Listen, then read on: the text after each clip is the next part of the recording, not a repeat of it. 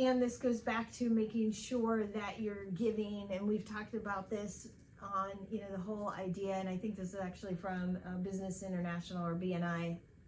I'm saying that wrong, but you know, the fact where they talk about givers gain, and I've heard it from that organization. I know there's books about it, but the whole idea that when you are in those conversations, you know, what does somebody need?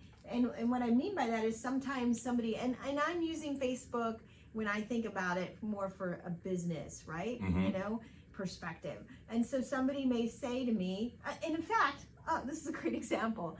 Yesterday, somebody messaged me through Facebook and he said, "Hey, Teresa, I want to let you know that I'm back out there. I'm back on the market." And he said, "I quit my last opportunity," or maybe his job, I don't know what happened. I didn't ask him. And he said, "I'm looking for a new job.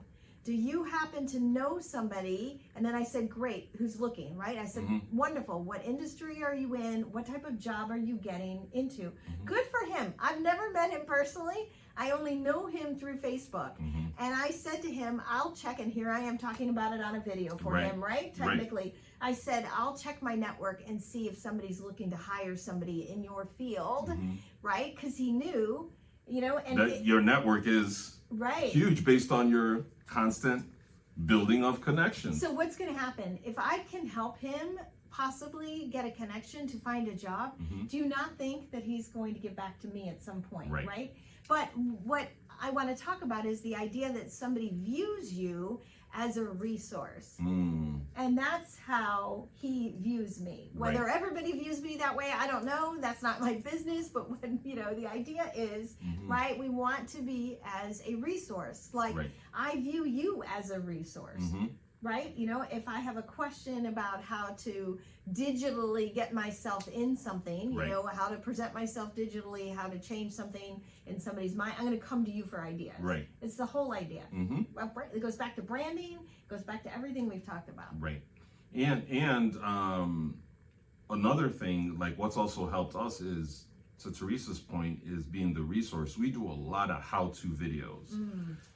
And man, those how-to videos always lead to a lot more questions, because if you do a how-to video on something on Instagram, for instance, well, guess what? That person's going to want to know how to use another filter or how to do this and do that. And what will they do?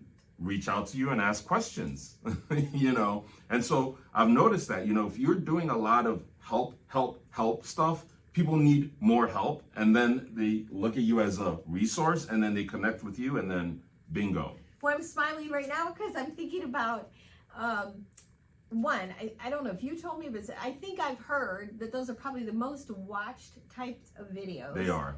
And I don't know what the stats are, but just they are huge. For the most part, And I think about right now how many how-to videos I have saved on TikTok, Instagram, and Facebook. Whether I'll ever use them, you know, but mine are all cooking and health related, right? How to make an extra smoothie. I'm viewing one now about how to make a smoothie into ice cream.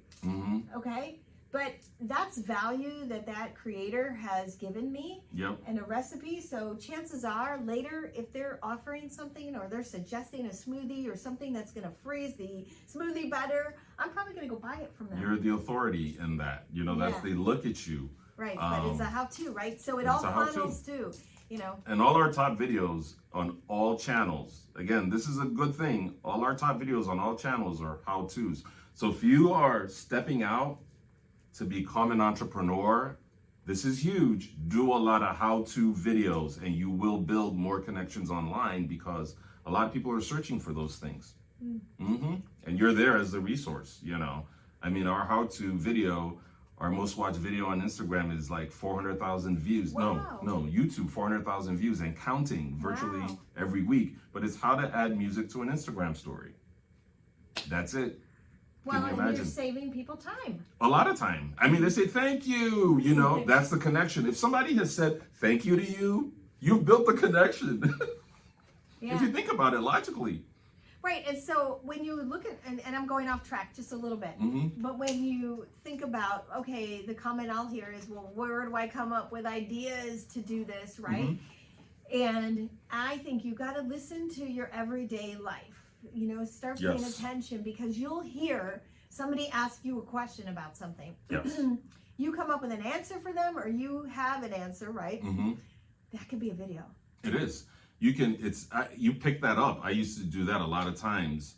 I would miss that information, and then I realized, like, whoa, if that person asked you that, a lot more people are doing that. So I would then write it down, like, oh, did I just get a nugget there? Let me write it down, and then go shoot a video on it. And you know what's also huge is there are tools out there. You could use like Google Trends to go find out what people are looking for.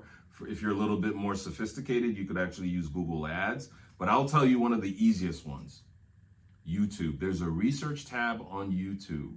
And on that research tab, it tells you what people are looking for, one, and then it gives you, number two, a content gap. It tells you what people are looking for that YouTube doesn't have enough information on. Yes. So the likelihood is huge. Yeah. That's huge. If you go pick a content gap video, that's what YouTube has told you they don't have enough of, and you do that in a pristine way, see you later.